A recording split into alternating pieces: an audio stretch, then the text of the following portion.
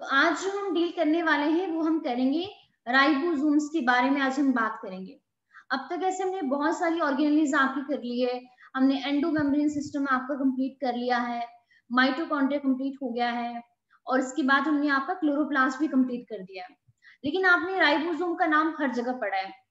आपने ईआर में भी आपने राइबोसोम्स के बारे में वहां पे पढ़ा था।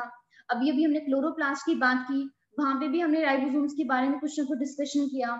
फिर हमने माइटोकॉन्ड्रिया में कहा था कि वहां पर भी राइबोसोम्स होते हैं।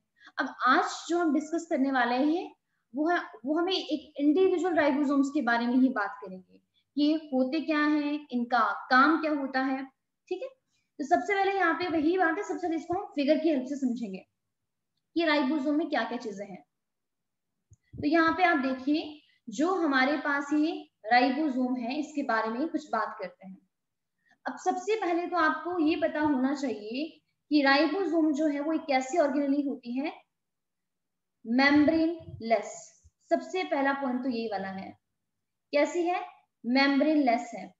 कोई भी मेम्ब्रेन प्रेजेंट नहीं होती है, मतलब कोई भी मेम्ब्रेन बाउंड नहीं करती है राइबोसोम को। तो ये कैसी है, मेम्ब्रेन लेस ऑर्गेनेली होती है राइबोसोम। यही रीजन है कि जो राइबोसोम है वो हमारे पास प्रोकैरियोट में भी प्रेजेंट होता है और इवन यूकैरियोट में भी प्रेजेंट होता है। लेकिन इसके अलावा जो हमारे पास राइबोसोम्स होते हैं ना, ये भी दो टाइप के होते हैं। अब दो टाइप के कौन कौन से होते हैं जो राइबोसोम्स है, अगर मैं यहाँ पे आपको बताऊं, एक होते हैं साइटोसोलिक और सेकंड होते हैं मेम्ब्रेन बाउंड। अब इसका मीनिंग क्या है, साइटोसोलिक राइबोसोम्स का मीनिंग है कि वो राइबोसोम्स जो कहां प्रेजेंट होते हैं, कहां प्रेजेंट होते हैं, इन द साइटोसोल, मतलब साइटोप्लाज्म में। एंड मेम्ब्रेन बाउंड वो राइबोसोम्स होते हैं जो फ्री नहीं होते हैं। साइटोसोल वाले राइबोसोम्स कैसे होते हैं, ये फ्री राइबोसोम्स होते हैं। बट ये क्या होते हैं, नाम से पता चल रहा है, ऐसे राइबोसोम है जो मेम्ब्रेन के साथ क्या है, बाउंड है। मेम्ब्रेन बाउंड राइबोसोम्स मेम्ब्रेन के साथ क्या होते हैं, एसोसिएटेड होते हैं। जैसे आप यहाँ पे देख सकते हो, ये हमारे पास एक प्लांट सेल का स्ट्रक्चर है। तो आप देख सकते हो ये हमारे पास क्या है, न्यूक्लियस है। अब राइबोसोम अगर आप यहाँ पे इस फोटो के अंदर देख पा रहे हो, देखो एक तो हमारे पास ये साइटोप्लाज्म है ना, साइटोसोल, एक तो देखिए साइटोसोल में प्रेजेंट है। और ये सारे कैसे राइबोसोम्स है, फ्री राइबोसोम्स है। बट इसके अलावा ये आप ईआर देख पा रहे हो, जो एंडोप्लाज्मिक रेटिकुलम है उसकी देखिए, उसकी आउटर मेम्ब्रेन पे भी प्रेजेंट है।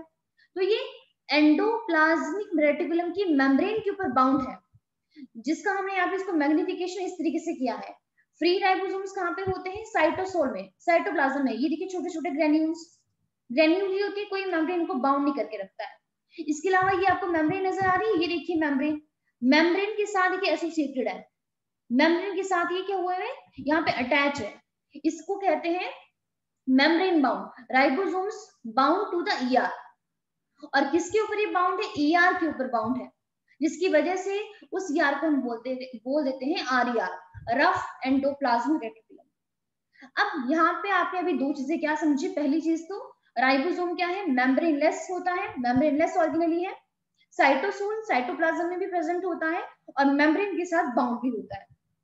अब ये सबसे इंपॉर्टेंट, इसकी बनता किसका है, ये काफी इंपॉर्टेंट चीज है। तो हमारे पास ये जो राइबोसोम्स है, इसको बनाने वाली होती है प्रोटीन, प्रोटीन बनाता है इसको।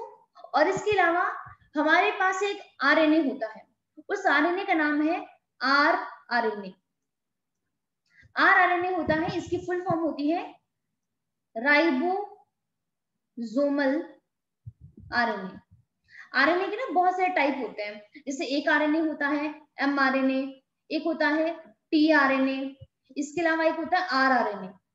तो हमारे पास ये जो आरआरएनए है और जो साथ में प्रोटीन है, ये दोनों ही किसको बनाते हैं, राइबोसोम्स को बनाते हैं। अब देखिए ऐसे ये बहुत ही मतलब एक फैसिनेटिंग चीज है कि जो राइबोसोम है वो खुद प्रोटीन बनाता है, लेकिन उसको बनाने वाली भी खुद भी प्रोटीन ही है। राइबोसोम खुद भी प्रोटीन का बना हुआ है और आगे जाके भी प्रोटीन ही बना रहा है। ठीक है, अब यहाँ पे जो ये राइबोसोम है, जब हम इसका स्ट्रक्चर बहुत जूम करके देखते हैं, तो हमने क्या देखा कि जो राइबोसोम है इसकी 2 सब यूनिट होती है, जो आप इस फोटो में यहाँ पे देख पा रहे हो। एक होती है स्मॉल सब यूनिट और एक होती है लार्जर सब यूनिट, जो आप यहाँ पे ये देख पा रहे हो। तो ये यहाँ पे छोटी सी सब यूनिट है और ये कितनी बड़ी है, एक है लार्जर सब यूनिट और एक हमारे पास है स्मॉल सब यूनिट।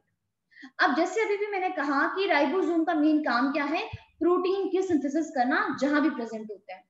तो हमने पहले भी बात की थी कि हमारी बॉडी का वो पार्ट जहां पे बहुत ज्यादा प्रोटीन की जरूरत होती है, जहां पे प्रोटीन बनती रहती है, उस वाले सेल में राइबोसोम का नंबर क्या होता है, ज्यादा होता है बाकी सेल के कंपैरिजन में, जहां पे नॉर्मली राइबोसोम्स मतलब जहां पे प्रोटीन की इतनी जरूरत नहीं पड़ती है। तो यहाँ पे क्या लिखा है, इलेक्ट्रॉन माइक्रोग्राफ और पेनक्रिया सेल, जो आप ये देख पा रहे हो ये पेनक्रिया का सेल है, शो कर रहा है दोनों तरह के राइबोसोम्स फ्री भी होते हैं और वहां पे बाउंड राइबोसोम्स भी होते हैं। तो हमारे पास सिंप्लीफाई करके दिखाया गया है कि इसकी 2 सब यूनिट्स होती है, एक होती है स्मॉल सब यूनिट और एक होती है लार्जर सब यूनिट। आप यहाँ पर नेक्स्ट फोटो में भी देख सकते हो।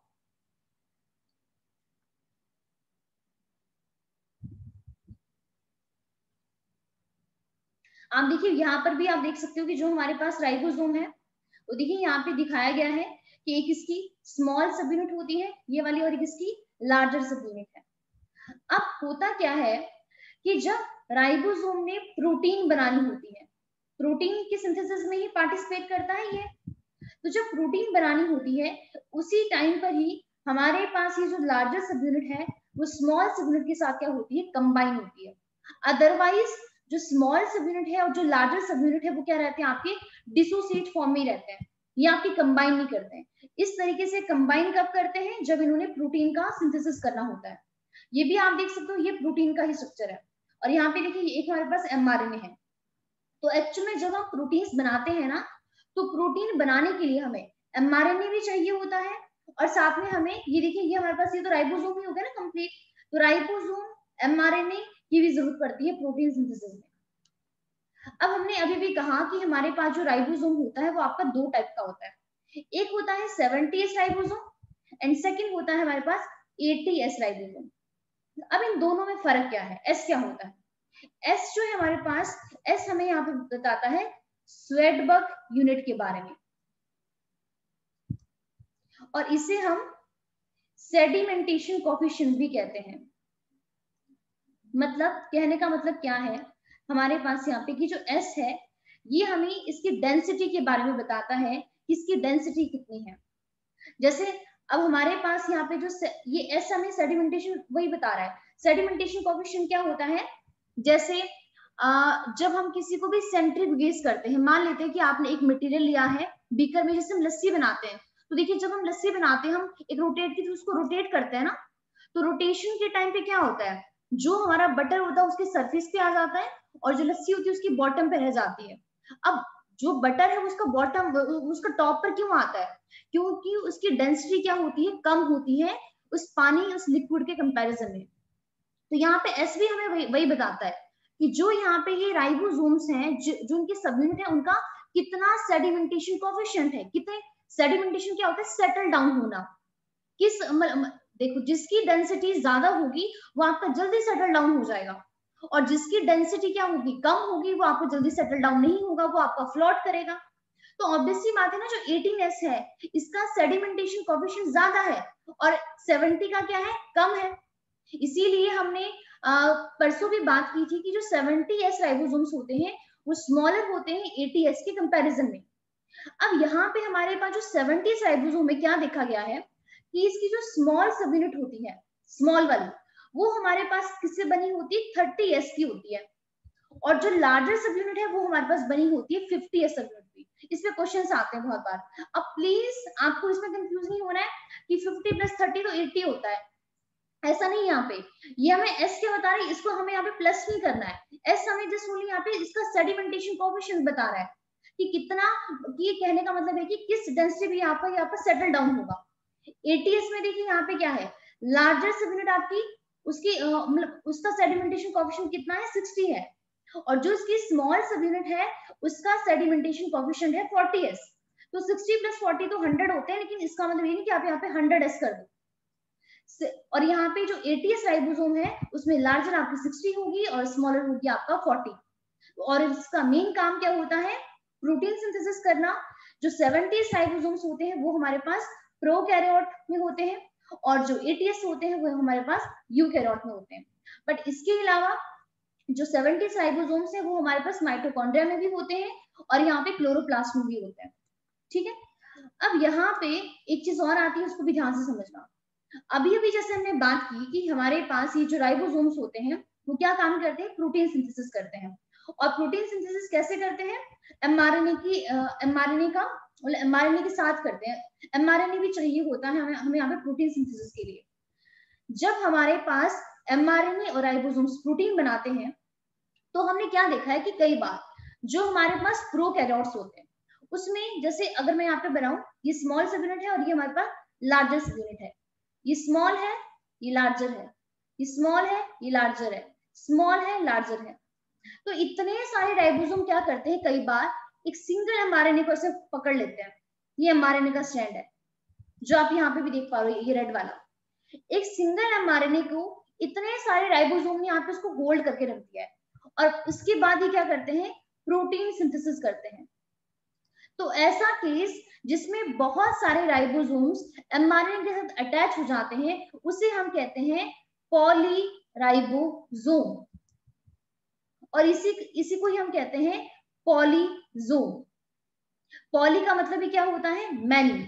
बहुत सारे राइबोसोम एक सिंगल mRNA के ऊपर क्या हो चुके हैं, बाउंड हो चुके हैं और बाद में क्या करते हैं, प्रोटीन सिंथेसिस कर रहे हैं। लेकिन ध्यान रखना, प्रोटीन सिंथेसिस करता भी है और खुद भी प्रोटीन का ही बना होता है, प्रोटीन का प्लस rRNA का।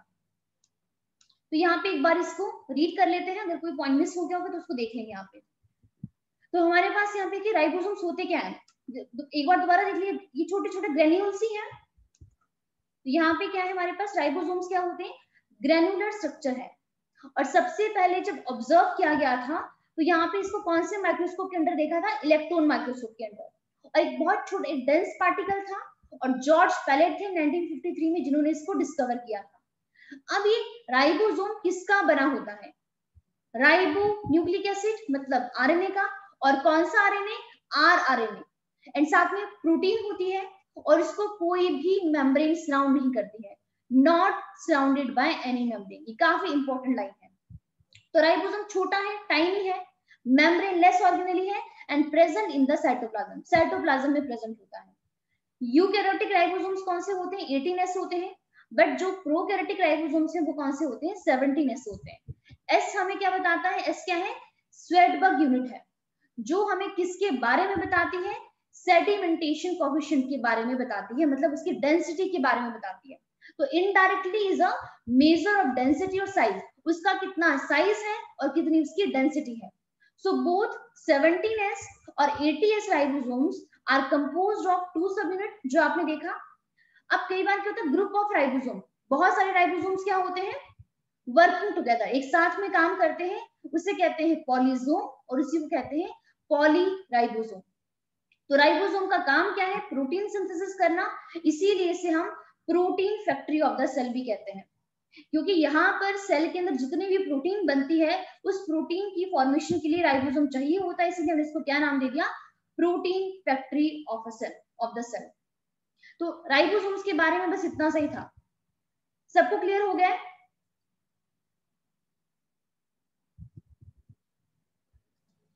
Yes ma'am. राइबोसोम में किसी को कोई भी डाउट तो नहीं है?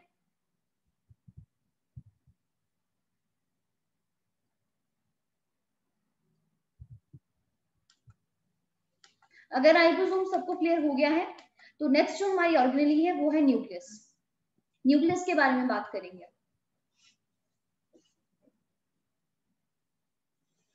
तो न्यूक्लियस जो है एक्चुअल में वो सबसे पहले, न्यूक्लियस भी एक सेल ऑर्गेनेली है जिसको किसने डिस्कवर किया था, रॉबर्ट ब्राउन ने, और कब किया था, 1831 में। और ये भी कैसी ऑर्गेनेली होती है, डबल मेम्ब्रेन बाउंड ऑर्गेनेली है। अब सबसे पहले यहाँ पे एक बार इसका डायग्राम देख लेते हैं। तो जो आप यहाँ पे सेल देख पा रहे हो ये हमारे पास एक एनिमल सेल है। तो एनिमल सेल में हमने बात की थी कि जो हमारा न्यूक्लियस होता है वो कहाँ प्रेजेंट होता है, सेंटर में। आप देख सकते हो सेंटर में प्रेजेंट है। ये देखिए यहाँ पे ये सेल थोड़ा इस तरीके से दिखाया गया है, बट इसकी लोकेशन सेंटर में ही होती है। लेकिन अगर यहाँ पे प्लांट सेल होता, प्लांट सेल हमारा क्या होता है, पेरिफेरी पे प्रेजेंट होता है। अब यहाँ पे जो हमारा भी जो फोकस है ना मेन इस पूरे प्लांट सेल में, वो ओनली बस इतने से पोर्शन में है, इतना पोर्शन जिसको मैं हाईलाइट यहाँ पे कर रही हूँ। ये हमें यहाँ पे न्यूक्लियस के बारे में बता रहा है। अब प्लीज आप इस स्ट्रक्चर को बड़े ध्यान से देखिए, आपको यहाँ पे क्या क्या चीजें नजर आ रही है। हमारे पास ये जो पर्पल कलर का स्ट्रक्चर है, यहाँ पे सबसे पहले तो आपको यहाँ पे कुछ नजर आ रही है। यहाँ पे हमारे पास एक बॉल की तरह नजर आ रहा है आपको, बॉल है, एक बहुत कॉम्पैक्ट बॉल है जो कहाँ प्रेजेंट है, सेल के सेंटर में। बट कौन से सेल के, एनिमल सेल की अगर हम बात करते हैं तो। अब यहाँ पे आपको ये बहुत सारे से ये थ्रेड से नजर आ रहे हैं न्यूक्लियस के अंदर, ये नजर आ रहे हैं थ्रेड लाइक स्ट्रक्चर। जो हमारे पास ये थ्रेड लाइक स्ट्रक्चर है इसका नाम होता है क्रोमेटिन। तो न्यूक्लियस के अंदर कौन प्रेजेंट होता है, क्रोमेटिन प्रेजेंट होता है। अब देखिए एक हमारे पास एक तो बहुत बड़ी बॉल जिसको हमने नाम दीजिए न्यूक्लियस, बट इसके अंदर एक छोटी सी बॉल एक और है, ये नजर आ रही है आपको, डार्क सा, ये डेंस का स्ट्रक्चर यहाँ पे नजर आ रहा है। जो ये वाला पोर्शन जो मैंने हाईलाइट किया है यहाँ पे, जो ये डेंस वाला पोर्शन होता है इसे हम कहते हैं न्यूक्लियोलस, और इसे न्यूक्लियाई भी कहते हैं। इसके अलावा जो न्यूक्लियस है यहाँ पे देखिए इसकी कुछ मेम्ब्रेन है, एक मेम्ब्रेन है जिसने इस पूरे न्यूक्लियस को बाउंड करके रखा हुआ है, और इसे हम कहते हैं न्यूक्लियर एनवल्प या न्यूक्लियर मेम्ब्रेन। और ये भी कैसी होती है, डबल मेम्ब्रेन होती है, टू मेम्ब्रेन होती है न्यूक्लियस के अंदर भी। जैसे हमारे पास माइटोकॉन्ड्रिया में 2 मेम्ब्रेन है, और इसके अलावा क्लोरोप्लास्ट में 2 मेम्ब्रेन है, जो हमारा न्यूक्लियस है उसके पास भी 2 मेम्ब्रेन होती है। अब प्लीज एक बार इसके ना और देखिए, हमने कहा था ना न्यूक्लियस पे छोटे छोटे पोर्स होते हैं, आउटर मेम्ब्रेन के अंदर के ये छोटे छोटे होल्स होते हैं, ये भी नजर आ रहे होंगे आपको, इसे कहते हैं न्यूक्लियर पोर, जो क्या काम करती है, ट्रांसपोर्टेशन का काम करती है। तो न्यूक्लियर एनवल्प देखिए सबसे पहले कैसी है, डबल मेम्ब्रेन है, जो किसको एनक्लोज कर रही है, न्यूक्लियस को एनक्लोज कर रही है। और आउटर मेम्ब्रेन में क्या है, परफोरेशन है, ये देखिए छोटे छोटे पोर्स हैं, सो परफोरेटेड बाय पोर्स। और ये देखिए बाहर इसकी जो आउटर मेम्ब्रेन है, आउटर मेम्ब्रेन क्या चीज बियर कर रही है, आरईआर, रफ एंडोप्लाज्मिक रेटिकुलम। यहाँ पे क्या लिखा है, perforated by pores and continuous with ER, but कौन सा ईआर, आरईआर। उसके अलावा हमने क्या कहा, एक हमारे पास क्या है, डेंस बॉल है, उस डेंस बॉल को हम क्या कहते हैं, न्यूक्लियोलस कहते हैं, जो न्यूक्लियस के अंदर प्रेजेंट होता है। तो प्लीज इस चीज का भी ध्यान रखना, न्यूक्लियस अलग है और ये न्यूक्लियोलस ये अलग है। अच्छी तरीके से एक बार इसकी स्पेलिंग चेक कीजिए, ये है न्यूक्लियोलस, क्या है यहाँ पे लिख देती हूँ, न्यूक्लियो, अगर किसी को छोटा लग रहा होगा तो ये है न्यूक्लियोलस, और सेकंड हमारे पास है न्यूक्लियस।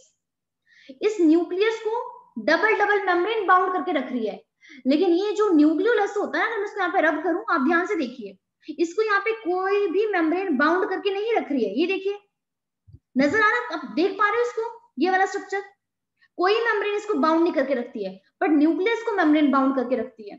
और न्यूक्लियोलस जो है वो हमारे पास न्यूक्लियस के अंदर होता है, लेकिन न्यूक्लियस कहाँ पे होता है, साइटोप्लाज्म के अंदर।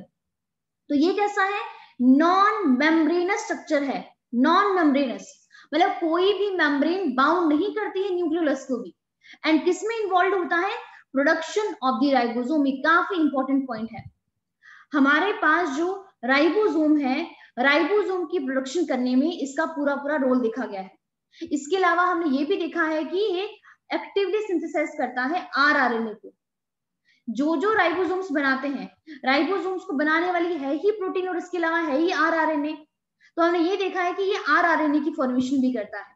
अ न्यूक्लियस हैज वन और मोर न्यूक्लियाई। अब वो क्या कह रहा है कि एक न्यूक्लियस के अंदर एक न्यूक्लियोलस भी हो सकता है और उसके अलावा 2-3 उससे ज्यादा भी हो सकते हैं। फिर हमारे पास ये आपको नजर आया यहाँ पे, ये क्या है, थ्रेड लाइक स्ट्रक्चर, जिसे हम कह रहे हैं क्रोमेटिन। तो क्रोमेटिन क्या है, मटेरियल है जो किससे बना होता है, डीएनए से एंड आपका प्रोटीन से। Visible in the dividing cell is individual contains the chromosome. अब इसका मीनिंग क्या है अभी आपको आगे बताऊंगी, लेकिन मेन क्या है, हमने काफी बार सुना कि जो न्यूक्लियस होता है वो डीएनए कंटेन करता है, डीएनए कंटेन करता है, लेकिन देखिए वो डीएनए कहाँ पे होता है, इस न्यूक्लियस के अंदर। और न्यूक्लियस के अंदर भी किसका पार्ट होता है, क्रोमेटिन का पार्ट होता है। जो हमारा क्रोमेटिन होता है ना, क्रोमेटिन हमारे पास डीएनए से बना होता है, और इसके अलावा एक प्रोटीन होती है, प्रोटीन का भी नाम होता है हिस्टोन प्रोटीन। तो ये जो डीएनए है और जो हिस्टोन प्रोटीन है, ये दोनों मिलकर ये बनाते हैं क्रोमेटिन को, जो किसका पार्ट होता है, इस न्यूक्लियस का।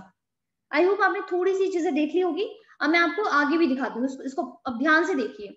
अगर आपको वहां नजर नहीं आ रहा था, आप यहाँ पे देख सकते हो, ये न्यूक्लियस है, ये देखिए आउटर मेम्ब्रेन, ये देखिए छोटे छोटे पोर्स नजर आ रहे हैं, ये देखिए यहाँ पे जूम कर दिया है, देखिए यहाँ पे पूरे होल होता है, इस पोर को कहते हैं पोर कॉम्प्लेक्स, और सिंपल हम इसे पोर भी कहते हैं। ये भी देख सकते हो आप, ये देखिए छोटा सा पोर। इसके अलावा इसकी जो आउटर मेम्ब्रेन है उसमें क्या है, राइबोसोम्स है। ये हमारे पास राइबोसोम्स क्या होते हैं, ग्रेन्यूल्स होते हैं, जो किसका फॉर्मेशन करते हैं, यहाँ पे देखिए ईआर अराइज हो रहा है, तो ईआर की आउटर मेम्ब्रेन पे प्रेजेंट होते हैं। ये देखिए हमारे पास ये क्या है, न्यूक्लियोलस है, ये जो यहाँ पे धागे से स्ट्रक्चर है, थ्रेड लाइक स्ट्रक्चर है, इसको हम कहते हैं क्रोमेटिन। न्यूक्लियर एनवल्प में इनर मेम्ब्रेन भी आती है और आउटर भी आती है, और इसके अलावा आउटर मेम्ब्रेन पे क्या होती है, न्यूक्लियर पोर होते हैं। अब ये जो आउटर मेम्ब्रेन है और जो इनर मेम्ब्रेन है ना, यहाँ पर भी कुछ स्पेस होता है इनके बीच में, उस स्पेस को हम कहते हैं पेरी न्यूक्लियर स्पेस। अब यहाँ पे इसका जो साइटोप्लाज्म है, न्यूक्लियस के पास अपना भी तो बहुत सारा एरिया है, ये देखिए, इसे हम कहते हैं न्यूक्लियोप्लाज्म, न्यूक्लियोप्लाज्म कहते हैं इसको, मतलब इसका जो मैट्रिक्स है, जिसके अंदर क्या प्रेजेंट होता है, न्यूक्लियोलस, और यहाँ पे क्रोमेटिन प्रेजेंट होते हैं। अब देखिए, अभी जो आप यहाँ पे देख पा रहे हो कि जो हमारा न्यूक्लियस है, न्यूक्लियस के अंदर कौन प्रेजेंट है, एक थ्रेड लाइक स्ट्रक्चर जिसे हम कह रहे हैं क्रोमेटिन। अब होता क्या है कि जो हमारा सेल है, जब वो आपका डिवाइड नहीं कर रहा है, ये देखिए हमने यहाँ पे क्रोमेटिन को बाहर भी निकाला हुआ है, आप देख सकते हो, ये नजर आ रहा है आपको, ये थ्रेड लाइक स्ट्रक्चर। अब आपको इतने अच्छे तरीके से समझ नहीं आ रहा होगा, लेकिन अगर मैं इसको थोड़ा सा और जूम करूँ ना, हमारे पास ये कुछ इस तरीके से होता है, इस तरीके से होता है ये, और हमारे पास यहाँ पे आपको ये नजर आ रही है, ये वाला स्ट्रैंड नजर आ रहा है, ये जो ये स्ट्रैंड है ना, ये वाला, ये होता है डीएनए, और ये जो आपको बॉल्स नजर आ रही है, ये प्रोटीन्स हैं। इन प्रोटीन्स का नाम है हिस्टोन प्रोटीन। तो हिस्टोन प्रोटीन और डीएनए किसको बनाते हैं, इस क्रोमेटिन को बनाते हैं। अब जब हमारा सेल कोई भी डिवीजन नहीं कर रहा है, एकदम रेस्टिंग स्टेज में है, हमारी बॉडी में कोई डिवीजन नहीं हो रही है, सेल की नॉर्मल कंडीशन है, तो उस टाइम जो हमारा न्यूक्लियस होता है उसके अंदर कौन सा मटेरियल प्रेजेंट होता है, ये क्रोमेटिन प्रेजेंट होता है। लेकिन मान लेते हैं कि सेल को डिवाइड करना है, तो डिवाइड करने के लिए जो एक क्रोमेटिन होता है ना, ये यहाँ पे एकदम सारा कंडेंस हो जाता है, एकदम पूरा कंडेंस, जैसे आप यहाँ पे ये वाली फोटो देख पा रहे हो, और कंडेंस होके एक स्ट्रक्चर बनाता है, उसको हम कहते हैं क्रोमोसोम, जो मैंने यहाँ पे बताया आपको। तो क्रोमोसोम हमें कब नजर आते हैं, जब सेल डिवाइड कर रहा है, और क्रोमेटिन कब नजर आते हैं, जब सेल कोई भी डिवीजन नहीं कर रहा है। हमारे पास कौन सी वाली स्टेज में प्रेजेंट है, रेस्टिंग स्टेज में प्रेजेंट है। तो क्रोमेटिन किसका सेगमेंट है, क्रोमोसोम का ही पोर्शन होता है, जो किससे बनता है, डीएनए से, और साथ में प्रोटीन होती है। प्रोटीन का नाम क्या है, हिस्टोन प्रोटीन। ठीक है, इतना आपको समझ में आया।